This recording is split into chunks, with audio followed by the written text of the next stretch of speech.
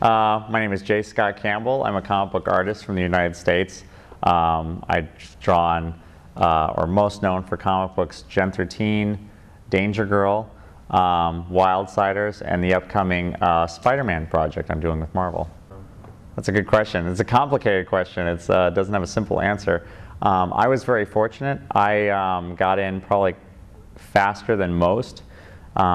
I got into comic books in 1993 when probably they were selling their most that they had sold in maybe decades.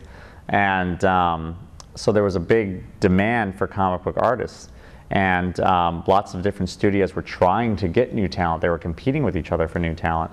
So I responded to a talent search that Jim Lee was putting in the back of his comic books, and got snapped up pretty quickly from that talent search, and it almost immediately was working for Jim Lee in his studio in San Diego. And that was probably the best opportunity I could have ever asked for, because Jim Lee was my hero at the time, still is in many ways.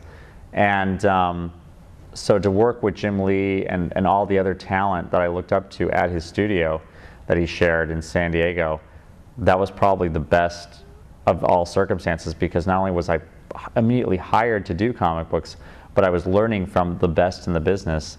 And when people ask me for advice, I feel bad telling them that story, because it's such an unusual way to get in, and it almost never happens anymore, that I don't think my story is very relatable, because I don't think it's good advice, because you can't expect that that's the experience you're going to have.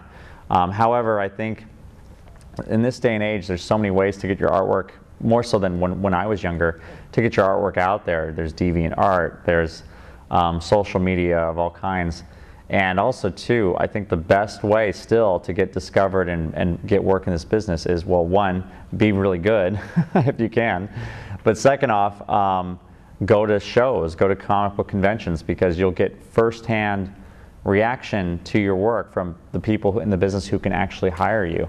If you send it in the mail or something like that, or send it an email, you never know if they got it. You can't ever be sure whatever happened. But if you see somebody face to face and you're showing them your portfolio, you're going to get a reaction one way or the other. And if you have any hope of getting in, they're going to give you that information right then and there to your face. And that's a great way to be able to get instant feedback.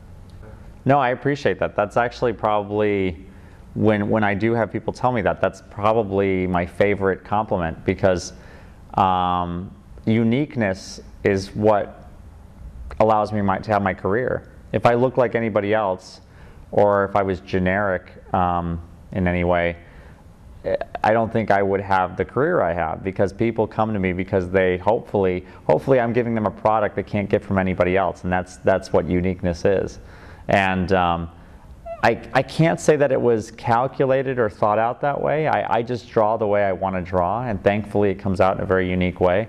I know initially when I got into drawing comic books, I was pulling in a lot of Walt Disney influences, and I think a lot of my colleagues, either they weren't interested in that, or they stuck their nose up at it, like, oh, Disney, oh. And I loved it. So I mean, I was maybe going to be a Disney animator before I considered going into comic books. So I liked bringing in those sort of like fluid elements and sort of I don't know if it's bigger eyes, but more expressive faces and that sort of thing. And I think because of that, it allowed me to sort of develop a personal style very early on that I've been able to sort of refine and tweak and change a little bit every year, but it's more or less still, that's what's coming through, is sort of these other influences that aren't comic book related, but they're all related in some way, because it's all art and it's all cartooning in many ways. And I think also too, not being afraid to let cartooniness be in my work, not being so caught up in making it look realistic, but more hyper realism without being photo realistic. And I think like that allows me such a freedom to always tweak and bend and always augment my style, so that it still looks like me, but it's always fresh and keeps up with the time.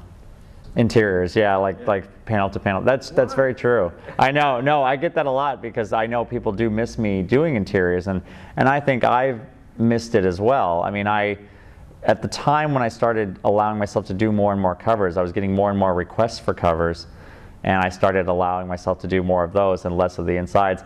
At the time, I was just very burnt out on storytelling in general. That's probably still the most difficult work as far as just producing it over and over again, because it takes so much effort to draw a page of storytelling versus a cover. And also in our business, we just get paid better to do covers. It's strange, but covers take less work and we get paid more for it. So it starts to become difficult to find your way back to doing interiors, even though you know you should, because the fans want it, and that's basically, at the end of the day, what a comic book artist is. But I think I just went through a period of time where I was kind of tired of drawing comics, and I just wanted to do other things like the covers and things like that. But I have actually been doing interiors again on this upcoming Spider-Man project that will hopefully be coming out in the not too distant future. And so I still actually am doing interiors. It's just that nobody's seen them yet. So hopefully they'll come out pretty soon, and then you'll see that I actually have been doing that again. It's a great honor. And sometimes I forget. In my mind, I still feel like I haven't been doing comic books that long. Sometimes I still feel like I'm new to the business, but I've had to adjust in the last couple of years to realizing that I've been doing this for a while, and I'm like one of those guys now that I looked up to when I first got in. Now I realize, oh my gosh, I've been doing this for, I'm coming up on 20 years in another couple of years of doing comic books, and that seems strange to me because it doesn't feel like I've been doing it this long. And so to get an honor like that, or have them sort of like want to do that, it's shocking and a whole new experience for me, because I don't think of myself in that way. I still look up to the guys that I always looked up to, and I don't realize that maybe perhaps I've been in long enough where maybe some other guys might look up to me at this point. So, oh yeah, oh absolutely. I mean, I feel bad in one sense where I don't feel like I expose myself enough to the newer artists that are coming up. I sometimes have to accidentally discover them. I don't tend to actively seek out the new talent, but when I do see something I like, I always love new inspiration. Actually, for the last 10 years or so, though, I tend to get inspiration from things outside of comic books, just because comic book art in general, even though there's so many different styles and different artists, there still tends to be a style that overall they still sort of seem a little bit too similar to each other. And I put myself in that boat too. I'm sure I look a little bit like all the other American artists. So when I look for inspiration, I tend to look for it very far outside of American comics. So for instance, coming to France now, I love seeing the French graphic novels and books, because that's where I get my inspiration from, because it's so different than anything I would see in a Marvel comic or a DC comic, that's what I think feeds my style and feeds my growth. Because, or if I see something in animation, a great art of animation book or something like that, the making of Kung Fu Panda or something, like things like that will give me inspiration, because it's so different from the world I come from with comic books, that's how I'm able to keep my style unique and fresh. Because I'm afraid if I look at too many American comic books, my stuff will become less unique. I know it sounds strange, but that's sort of my feeling on it. So even though there's great talent in comic books, it's hard for me to sort of say, oh, I love this guy's work or I love that guy's work, because it's too similar to my own, is how I look at it. It's probably a very unlikely choice, because I'm sure it's a controversial choice, but at the moment, I'm thinking James Cameron. I know it sounds very strange because he's not a comic book artist, but in recent years I've really been impressed with not just his body of work, but how he's so intense when he gets into his work. And he's also an artist, a writer, a director, and he has had such a tremendous success story. It's everything he does is successful. So I would be very curious to see kind of like how he thinks and breaks down a project, because it has all of the elements of what you would want to do if you were creating something. You want it to be successful, you want it to be, your vision.